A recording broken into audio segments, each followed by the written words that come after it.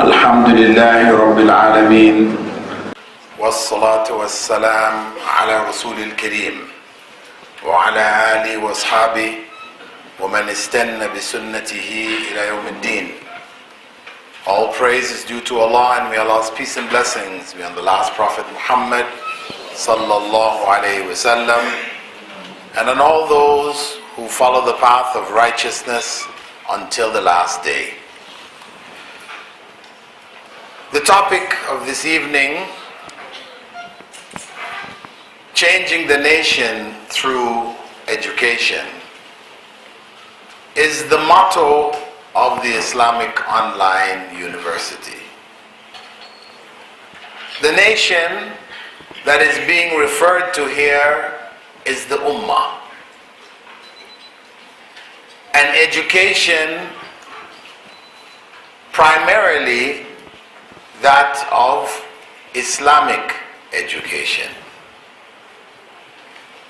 And this is the translation of Allah's statement, إِنَّ اللَّهَ لَا يُغَيِّرُ مَا بِقَوْمٍ حَتَّى يُغَيِّرُوا مَا بِأَنفُسِهِمْ. That Allah does not change the condition of a people until they change what is within themselves. He identified change as the catalyst for achieving Allah's blessings in this life. For us to be successful in this life, we have to be about change. Be prepared to change ourselves from doing what is displeasing to Allah to doing what is in fact pleasing to Allah. So when we look at the condition of the Ummah here in Uganda, we have to look at it from this perspective, because ultimately everything goes back to this same principle of change through education, through educating, through being educated, through being an educator. When we heard the Prophet ﷺ say, الدنيا ملعونة ملعون ما فيها. This world is cursed, and everything in it is cursed for those who are addicted to it. Addiction to this world is a sentence to a wretched life. The Prophet ﷺ spoke about it, saying, Ta'isa abdul dirham wa abdul dinar. The one who worships the dirham and the dinar, the dollar and the pound, will always be wretched. They will have a wretched life, because that is the consequence of addiction to the dunya. And this supersedes our faith. We claim to believe in Allah, but if we worship the dunya, our belief is reduced to mere words, and actions speak louder than words. That's why the Prophet ﷺ had said that one who worships the dollar. Do we know anybody who actually pastes a dollar on their wall and makes sujood? No, nobody's doing that. It is a state of mind where the dunya becomes the goal. This is what we seek. This is all that we seek. And we might say, well, that's not us. We are Muslims and we believe in Allah, etc. But think about it. Those people who you sat down with today, and yesterday, and the day before, and you chatted, what did you chat about? So-and-so's got a nice car. I'd like to get a car like that. So-and-so's got a nice house. I'd like to have a house like that. Our conversations are all about the dunya. And that's the way it is, isn't it? When you love something, when this thing is the most important thing in your life, somebody, for example, likes sports. They like soccer, football. Whenever you sit with them, every conversation involves football. They can't talk about anything except going back to football. So in the same way, if our conversations are always filled with the love of the dunya, then that has defined us. That has defined us as worshippers of the dollar and the pound or the euro. The Prophet ﷺ went on to say, "Illa dhikrullah," except for the remembrance of Allah. Addiction to the remembrance of Allah cannot be wrong. You cannot remember Allah too much. Allah told us, "Uzkurullaha dhikran kathira." Remember Allah as much as you can. You can't go wrong with that. Unless your understanding of remembrance of Allah is spinning around in a circle.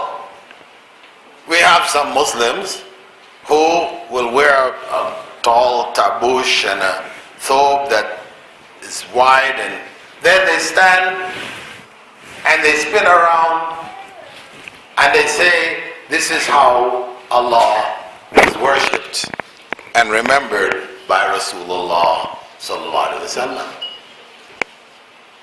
And you can go on the YouTube, you see them. When they spin, of course, their garments go up like the skirt of a ballerina, you know, so they're spinning around. And there are bunches of them, and they lean from one side. They said they learned it from Abdul Qadir al-Jilani. They're also referred to as the whirling dervishes. Well, yeah, that's too much. That's too much. From the very beginning, it is too much. Because that's not remembering Allah.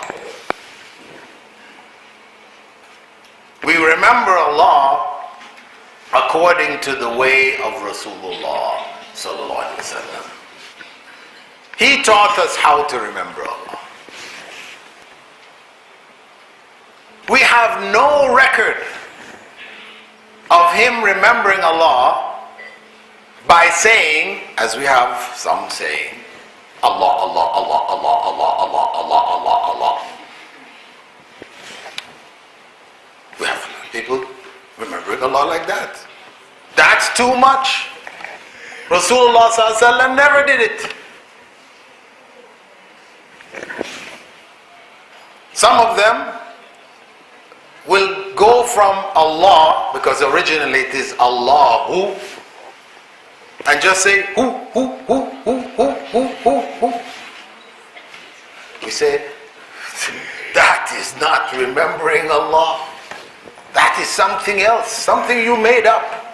You call it dhikrullah, but it is not dhikrullah. And people, you know, there's no end of this stuff. Thursday night, they turn off all the lights in the masjid, and I've been to places and seen all kinds of things here. All of it in the name of remembrance of Allah. But it's nonsense. Nonsense. When the Prophet ﷺ made dhikr, or he told us words of remembrance of Allah, he gave us meaningful words. Subhanallah, Allahu Akbar, La ilaha illallah. He gave us words which were in meaningful phrases and sentences, not just repeating single words over and over again. You have books which will tell you, listen, you can't have a baby. Then this name of Allah, you just keep repeating it 10,000 times and you'll get a baby. Sounds nice. Your business is failing? Here's another name of Allah. You repeat that 5,000 times while fasting and your business will be successful. I'm sure you've seen some of these books, right? Maybe they're being sold here still. Burn those books. If you have them in your home, burn them. They are lies, falsehood, misguidance. I'm not talking about going out and burning down shops now, right? Please don't say, Dr. Bilal told us to go and now we all get out there and burn down all the shops that have these books. No, no, no. I'm saying if you have it in your book collection, get rid of it. Because it's got the names of Allah, etc., burn it better.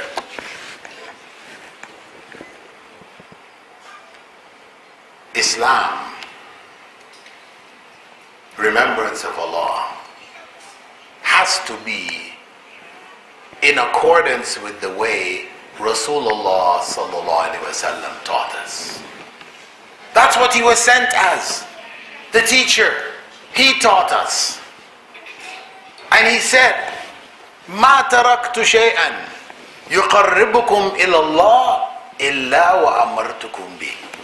I didn't leave anything which will bring you closer to Allah without telling you to do it.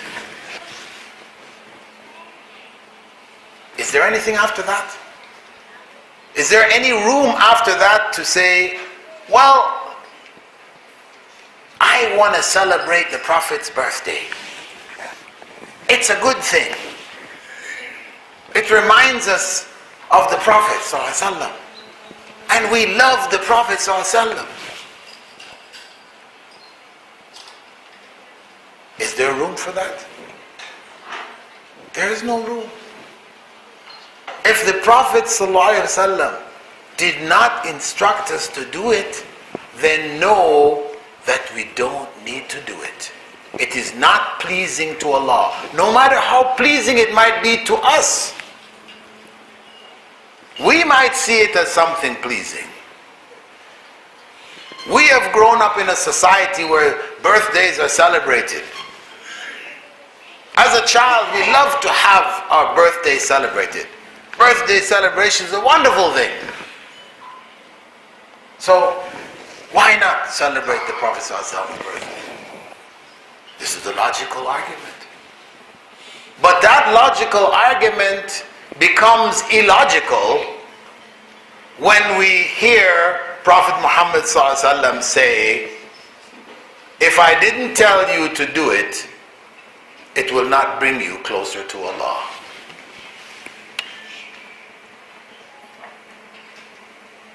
That's what he was sent for.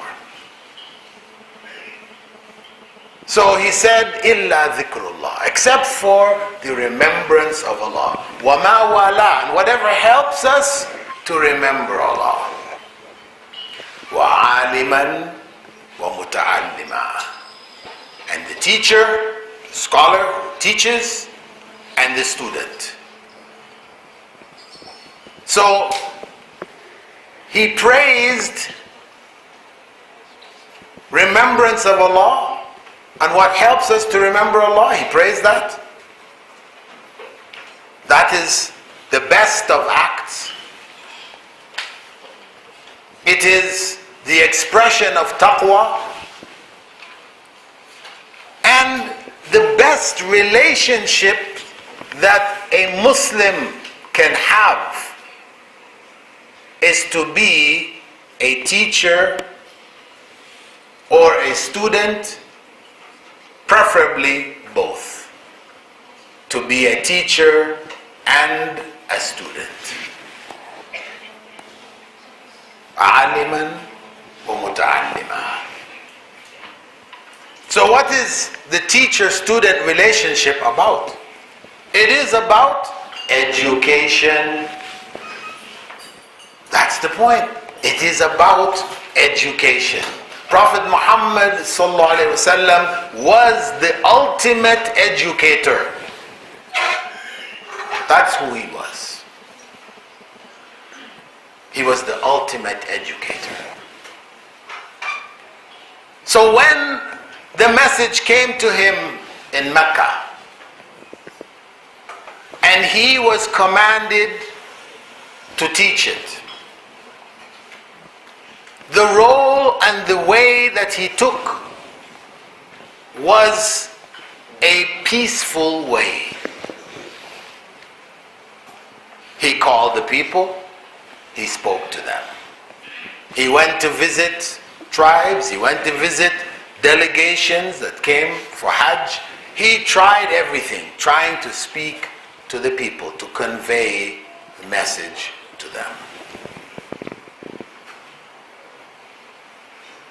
This was the way of Rasulullah sallallahu alaihi wasallam. And in Mecca, what was happening to Muslims? They were being tortured. They were being killed. They were driven from their homes. Their wealth was taken. All of that was happening in Mecca. They were oppressed. But what did Rasulullah sallallahu alaihi wasallam do? Did he gather the powerful Sahaba like Umar ibn al-Khattab, who people feared? He was a warrior. Hamza ibn Abi Talib, a warrior. Did he gather the warriors of the Sahaba into a group and tell them, listen, when the Quraysh leaders gather to meet at the Kaaba where they would gather, you surround them and kill them all. And after that, you declare me to be the ruler of Mecca. Did he tell them to do that? Why not? That would have been so much shorter and easier, right?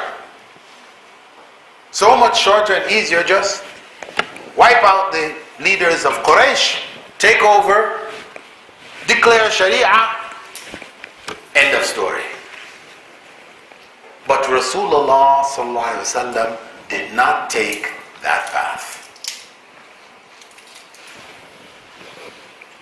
He did not take that path because his path was that of a teacher. It was not that of a revolutionary like Che Guevara, Castro, Stalin, Mao Zedong. This wasn't the way. This was not his way. Even when he visited his family in Taif, they drove him out of Taif till the children of Taif were throwing stones on him until he bled and his sandals became clogged with his blood. When he was given the option by Allah to destroy the people of Mecca, of Taif, destroy the whole tribe, he refused. Instead, he said that perhaps there would come from their descendants those who would fear Allah. This was the way of Rasulullah sallallahu alaihi wasallam. The same thing in Medina. When Islam began in Medina,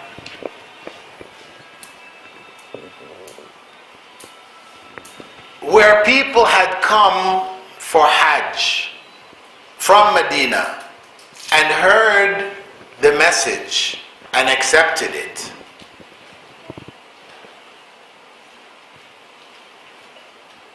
they took it back to Medina and it started to spread there. And Prophet Muhammad sallallahu alaihi wasallam again didn't make any plots, create any guerrilla groups to go and snatch power there.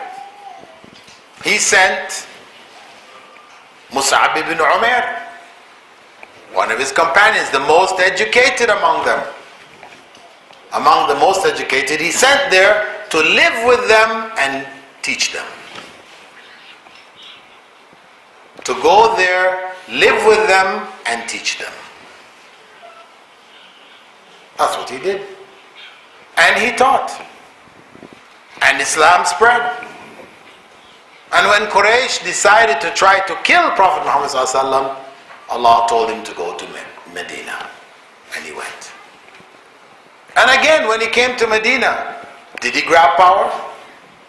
He built a mosque, Masjid Quba, then Masjid al-Nabawi. And Islam continued to spread until Muslims became the majority. When Muslims became the majority and it was time to decide the ruler of Medina, they chose Muhammad sallallahu alaihi wasallam. That was the way.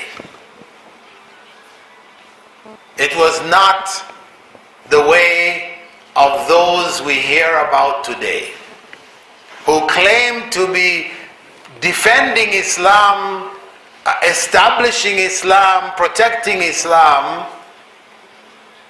in the names of Boko Haram, ISIS, Taliban, Abu Sayyaf, Shabab, etc., etc. All of these names that we hear, look at their methodology. Where is that methodology from the way of Rasulullah sallallahu alaihi wasallam? They will never succeed. They will never succeed. Because their way is illegitimate. It is misguided. Instead of promoting Islam, it is distorting the image of Islam. So Muslims appear more and more in the media as terrorists, violent, lovers of spilling blood, bloodthirsty, cutting off heads on public television. How evil, how misguided can you get? Of course, some people might say, this is the worst. No, it's not. It's been worse. We have had greater afflictions on the Ummah before. From the time of the Khulafa Rashidin, we had the Khawarij. The Khawarij killed Ali ibn Abi Talib. Can you get any worse than that? We have had the Qaramita who captured Mecca, killed the pilgrims who are making Hajj, threw their bodies into the well of Zamzam, broke the side of the Kaaba and took away the black stone to Ahsa for 25 years. I think most of you never heard of that. That happened? Yes. It happened. But it didn't stop Muslims from making Hajj. So those people who think we're worshipping the black stone, because you have some ignorant people who observe Muslims, and unfortunately, if you watch what's happening around the Kaaba, the way people deal with the black stone, it does seem to be quite, crazy. People go into a frenzy, fighting, beating each other, just trying to get to the stone, taking their babies and wiping it on the stone. So we have gone overboard. But reality, as I said, it has been worse. This is not the worst. And because this is the religion of Allah subhanahu wa ta'ala, those deviant groups will never succeed in wiping out Islam. They can't. As much as they try to implement their own way, they don't succeed. Whether we find groups like the Ahmadiyya who try to create a new Islam around a false prophet by the name of Mirza Ghulam Ahmed. In spite of all their efforts, they didn't succeed. And all similar groups have failed. They have a moment of success, a blip on the radar screen. But Islam will prevail. This is the promise of Allah subhanahu wa ta'ala. But today, here in Uganda, we have the challenge of bringing Islam to the forefront,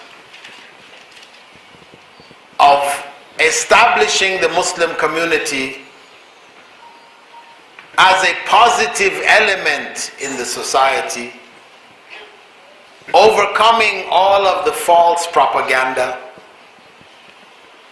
and producing from our institutions Muslims who are respected by the society. This is the challenge that we're faced with. And this can only come through education. Through proper education. Education from the religious perspective, that we need to know Islam, and at the same time education from the worldly perspective, the knowledge that we need to function effectively in this world as a community. We need both. Education. Integrated education. Not the education that we have today, where we have two curriculums. Arabic Islamic curriculum, and we have what they call a secular curriculum. Or you have a secular curriculum and you have the subject Islamic studies, Arabic and Quran. This is not Islamic education.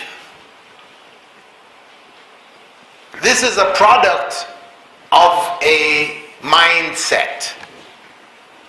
That mindset is based on a statement attributed to Prophet Jesus. What is that statement? Leave unto Caesar what is Caesar's, and unto God what is God's. That is the mindset. That is not our mindset. Our mindset is everything is God's. What What you call Caesar's is God's too. That is our mindset. No distinction. So we need to get back to that point. When you read the manuscripts of the great scientists of the past, where they are describing optics, how light splits when it goes through a prism, etc. Hassan ibn al-Haytham wrote, experimented, was the leader in this field globally. The West learned from him. When you read his manuscripts and he is explaining how light reflects and all this refracts, you will see in the middle of it, وَقَالَ اللَّهُ تَعَالَى, and a verse from the Quran. Later on in the manuscript you will see وَقَالَ رَسُولُ اللَّهِ صَلَّى اللَّهُ عَلَيْهِ وَسَلَّمَ. Blended. He's talking science, but virtually any field of science that you can go to, Allah has said something about. Or Rasulullah sallallahu alaihi wasallam has said something. So that's how we need to learn maths, how we need to learn science. We need to learn it with the Quran and the Sunnah integrated. So the student doesn't have a bipolar mental state. There's one side when he's Muslim in Islamic studies subjects, then the other side when he is other than Muslim in the secular studies. And of course, the Islamic studies section is not looked at as very significant. You're not going to fail if you fail in it. It's just subjects you have to take because they stuck it in the curriculum anyway. So what is their focus going to be? It's going to be on the quote-unquote secular subjects. And those secular subjects are loaded with the love of the dunya. It's written by those who have denied God's existence. That's why it's called secular. No God, no room for God there. God is a mass delusion amongst human beings. Because we came from a common ancestor with the monkeys, isn't it? Have you ever seen any monkey worshipping? Making sujood, making prayers? No. So then we must have made it up. That's the conclusion. And when you're set in that mindset, there is no God. Your whole science is geared towards proving one way or another, one how or another, that there isn't a God. We are here by accident. It's just a big accident. That's why we're here. So they will spend billions of dollars working on finding what they call the God particle, the Higgs boson particle. The particle which is the building block of everything. So it's God. There it's the God you're looking for. It's right in the middle of it all there. They spend billions digging a tunnel under the Alps, creating, this huge machine which would smash atoms against each other, and then the particles that came out smashed them, and trying to find this God particle. You know what happened? They still haven't found it.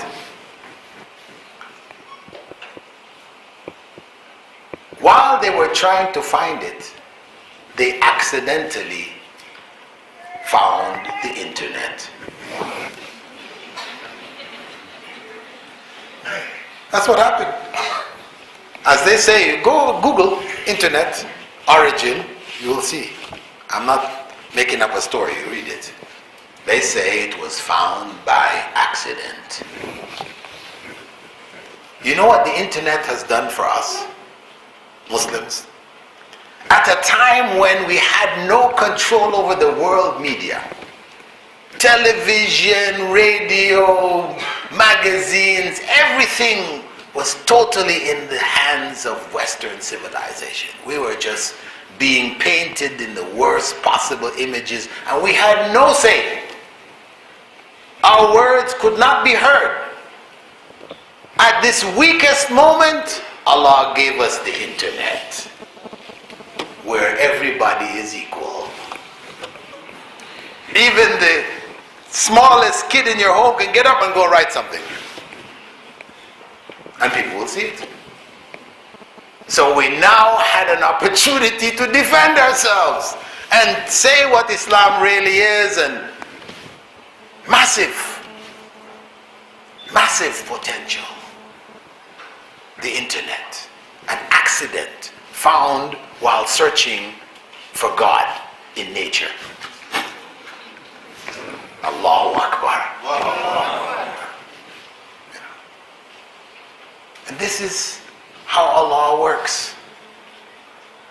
That society that has that approach, an approach which, because as I said, it is focused on trying to prove, to justify disbelief in God, they spend huge amounts of money. You know, in the 90s, they spent over $4 billion to send the first rover spacecraft to Mars. A little toy car that would rove around on Mars, dig little holes, take up the dirt, analyze the dirt, and send it back. $4 billion to analyze the dirt on Mars. Why? Trying to find life. Trying to find traces of life on Mars. Why? Because then if we found traces of life on Mars, it means that life on the Earth was an accident. See, it happened there too. But when they're stuck with the reality that no matter where they go in our solar system, everything is dead. No life there. Nowhere they can find it. You see, that's something which is just scary. Scary for them. So they spent $4 billion. American scientists. At a time when 4 million Americans lived in the streets of America, homeless. 4 million. Google homeless in America, and you see 4 million Americans, children born in the streets, people living and dying in the streets of America. I know people say, no, he's exaggerating.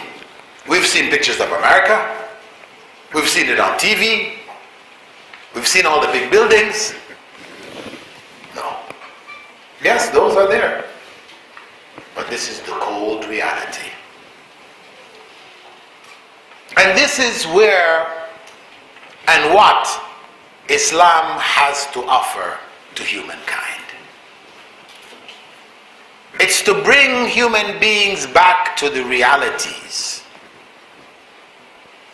To focus on human beings and helping our fellow human beings. Instead of $4 billion to find out the dirt on Mars, that money should have been used to house the children and adults living in the streets of America. And that's why when people say Gaddafi, that despot, that dictator, so and so, Gaddafi put in his constitution that every Libyan must have a home. I'm not saying Gaddafi was the perfect leader. He didn't have mistakes. But hey, the man provided what? How many countries in the world can say they provide that? This is the reality. That much of Islam drove him to ensure that every one of his citizens has a home. And that is good. That is caring about fellow human beings. And he was killed. And what was the consequence? The Arab Spring became Arab quicksand, sucking in the societies, destroying some of our leading countries, economies, etc.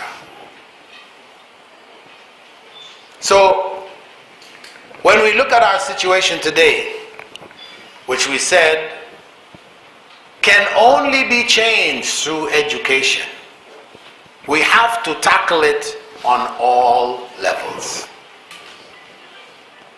Which begins right from our primary school,